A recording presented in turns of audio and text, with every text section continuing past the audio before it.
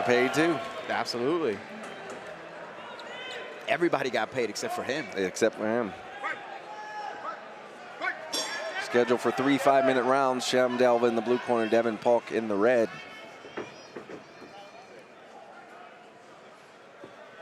And now let's go back to these finishes. Santa's already calling a finish.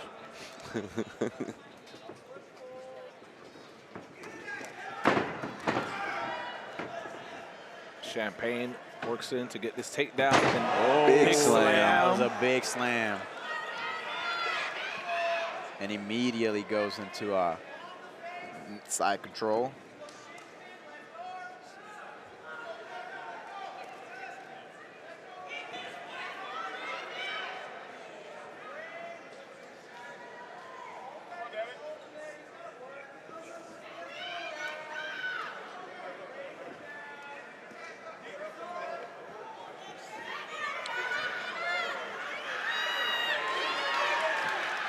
Devin did a good job there following that underhook, make his way up, kept his chin tucked, so there was no threat there for a guillotine.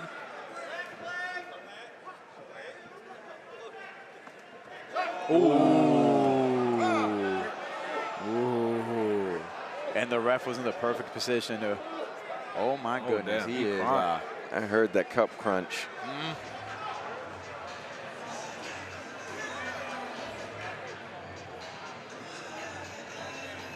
Oh. Well, because he was like on the side and behind him, he couldn't really see.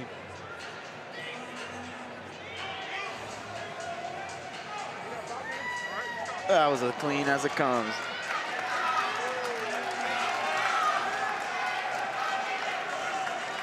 Take your time, young man. You could definitely tell that was incidental there by Chamy Delva. But you definitely got to, always be mindful of your weapons and see where they go. If I'm Devin Paulk, man, take your time, young man. He must got one of them steel diamond cups. Because we're right back in here. Now he knows what Champaign's game plan is. Get things down to the ground. Wowza. Oh my goodness. That hurt both of them. A little shin on shin action.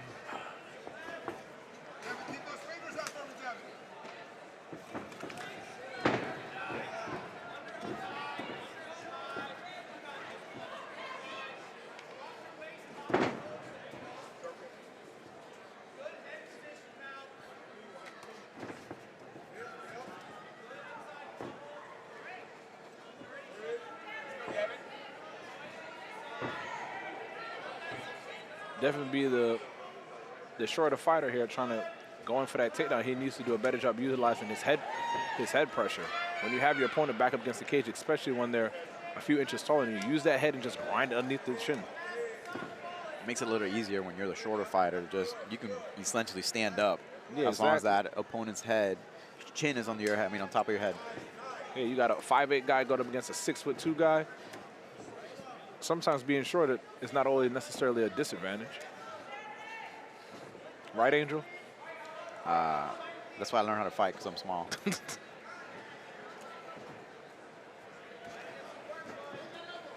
But now Chamy Delva has him pinned up against the cage. If he's going to utilize those knees this time, he definitely got to make sure that he knows where they're going. That first one, you got to warn him. But the second time, another groin shot, the referee might take a point.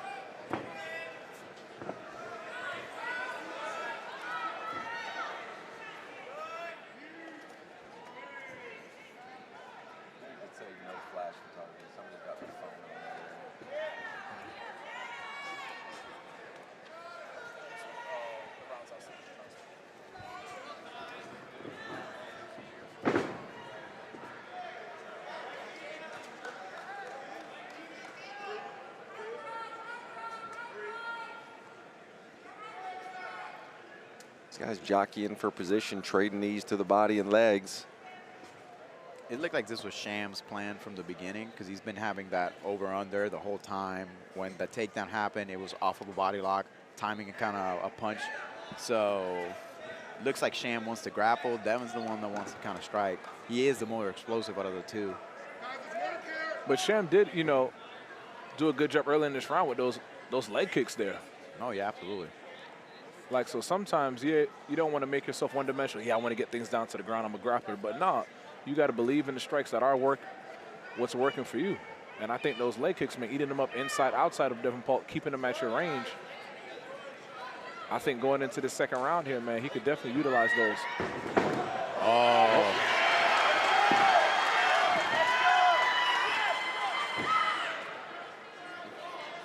A little bit of slippery there. He tried to, you know, send him to Sky City, but he slipped. And now his back is up against the cage there. Nice knee. But he reverses it, and now in a more dominant position here. 10 seconds left.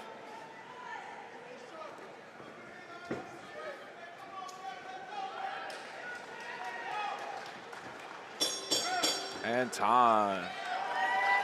And this is what Cham wants to do, man, especially going against such an explosive fighter there out of Devin Paulk, man. I want to control him. I want to hold him. If I'm holding him to control him up against the cage, man, then, you know, he can't use his explosivity, you know, to come out. Your explosiveness, you want to be in and out. Because every time you get too close to Cham, your opponent, man, he's going to grapple you up and grind you up against the cage. So you need to stay right here out of this range because his hands are quick. That's how Devin Paulk was able to win his last fight.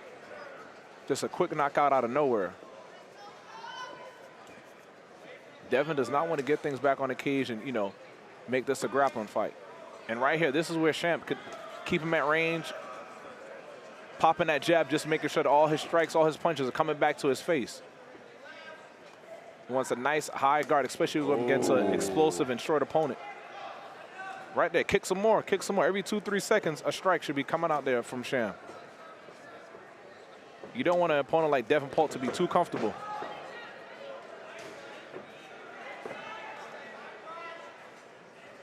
And right back down to the canvas. Straight to side control for Cham. And he's so well-rounded, too, because he had, you know, eat him up with the kicks and the strike on the feet, but then when he decides to take things down to the ground, there's nothing there that Devin Paulk could have did about it.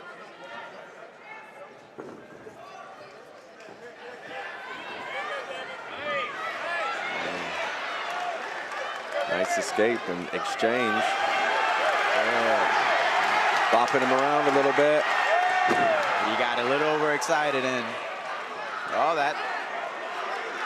that guillotine's a little in, but I don't think it's, well, maybe.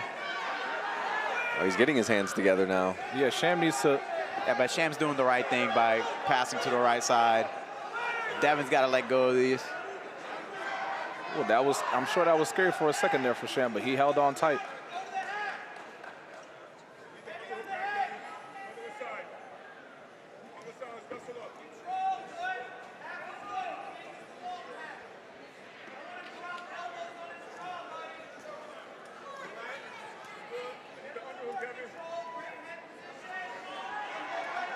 And I'm sure Cham's content staying here in this half guard and just landing, staying busy, landing elbows. He trapped that inside arm for a moment. Or outside arm, I guess.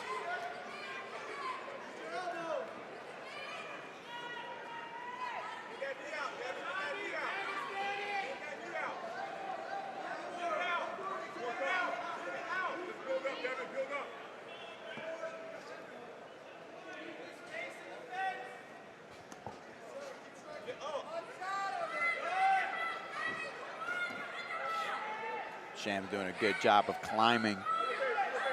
He was able to get his head underneath Devin's far arm. And Devin utilizes that butterfly guard to sweep. Good job by Devin. He just strongman his way out of that one there. Trapped that isolate the arm. Cham wiggles out the back. Trying to get that Kimura there. He can use it to sweep or just get the submission. Oh, this is good grappling exchange back and forth here on the ground. But now Cham back to his more dominant and favorable position here.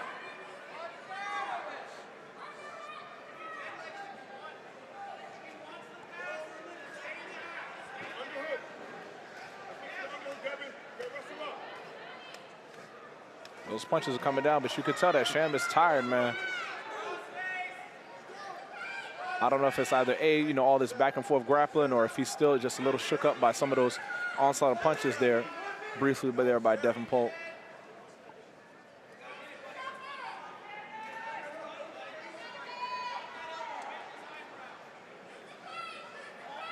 His corner bench start calling for some elbows there to cut over the eyebrow there. Calling for all kinds of elbows, 12-6. It's legal now, so rain down. You got to make it ugly, make it dirty here. You don't just want to sit here and coast, especially with 30 seconds left with a guy in there like Devin Paulk.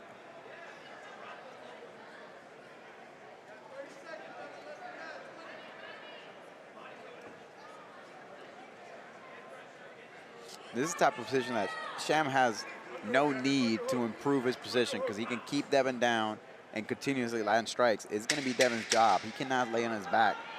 This round is it's going all Cham's way because he's got the ability to control, and because he is the longer and taller opponent, he can land strikes from that position. Yeah, I like, and when it comes to for MMA or even jiu-jitsu purposes, I prefer to be in the half guard rather than in mount. So it happened early in the round. They were exchanging on the feet, and I think Devin Paulk was getting the better of it, and then he slipped or swipped and swung through and like gave up a back position, and Cham pounced on it, and it was all Cham from then on out. Those arms are tired there for all this grappling exchanges here, but Devin Paulk is still a pretty dangerous man.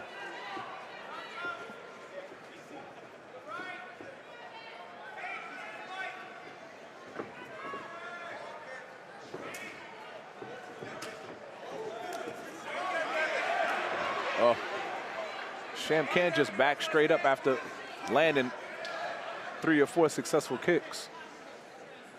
And now Devin Paulk trying to get things down to the ground. If I'm Devin, man, I want to stay at my range, and, man, knockout is the way to go here.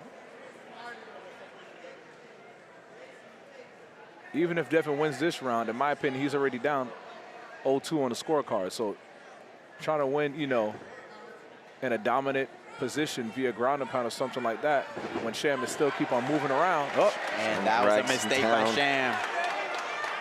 Devin showed some great hips on that take on that defense. And now he's got to get to work. Yeah, let's see here. What is Devin going to do at this position? Here in this half guard position, he could just frame off and just land some elbow with that the left arm of his.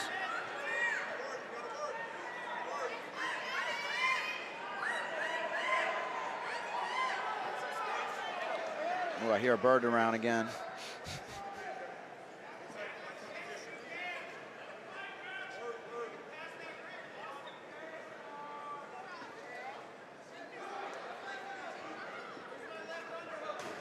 Devin's got to work his way into either a pass or start landing some strikes, because this is not gonna do it.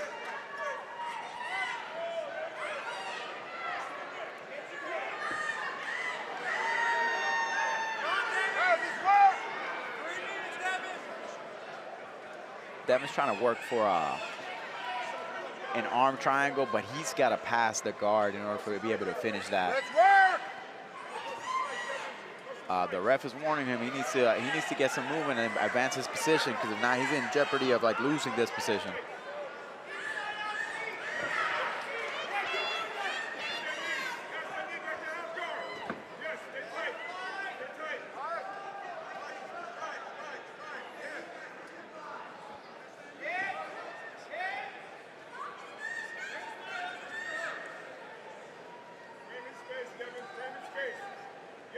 Yeah, this will be a cool position there for Devin, but just like maybe like the first round or the second round. But when it comes to the third round and you're already down on the scorecards, you need to be chasing a finish. Secure the position, what he's done, but now got to be explosive with that and aggressive. with that ground and pound finish, because that's what he needs here. And they're going to get stood up. Chamy needs to keep his hands up and utilize those kicks. Frame, hands up and kicks. Get nice and low and chop those legs down there. You want to keep Devin Paulk at bay. That right there, just jab, jab, kick, and continue to circle to your right, to your left there for Cham. Jab, jab, kick, keep your back off against the cage. And Devin needs to just level change, utilize some more aggressive movement to get inside. Because you don't just want to stay at the range there of Cham. You got to either be all the way in or all the way out.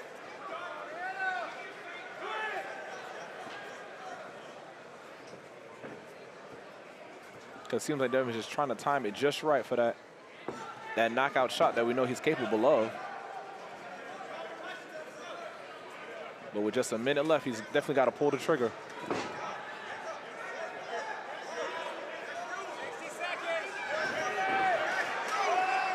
It's definitely a difficult thing to do if you carry that much muscle and you're that explosive. And you did that much grappling. I don't know how much is left on that third round for you to actually explode the way that he does and get those crazy knockouts as he's had. Yeah, and if that's the case, then don't try to force like this grappling exchange right here. This was forced by Devin Paulk. He didn't have to, engage here. He can continue, utilize his athleticism and keep bouncing on the outside. And then when he's ready to explode in, then he can explode in.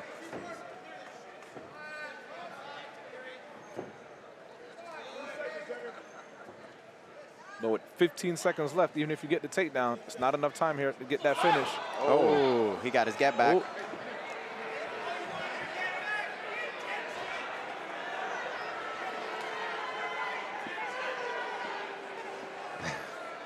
And I wonder what kind of cup Cham got on. Because this will tell. I think Coach Ben's over there saying intentional. Take one of these home with you. Oh. See, when Cham did it, he was more so to the side and the back of Devin Paulk. Devin, he was left right there, squared up in front of him. Like, you could see where he needs going from that perspective.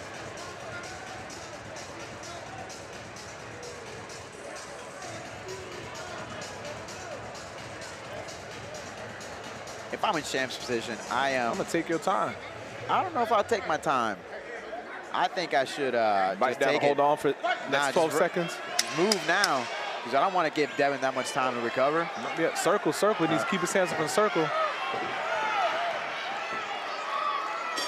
Smart move by Cham there to grapple him at the end. Miles. All right, ladies and gentlemen, we have a decision, a unanimous decision at that, for your winner. Out of the blue corner, Champaign Delva. Champaign Delva, congratulations, picking up the win via unanimous decision.